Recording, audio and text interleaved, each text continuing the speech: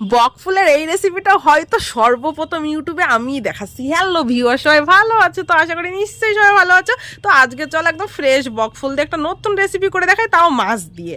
হ্যাঁ, সুন্দর এক পিস রুই মাছ নিয়ে নিয়েছি আমি, আর একজনের জন্য এই খাবারটা সব থেকে বেস্ট আর খুব সুন্দর হয়েছিল খেতে।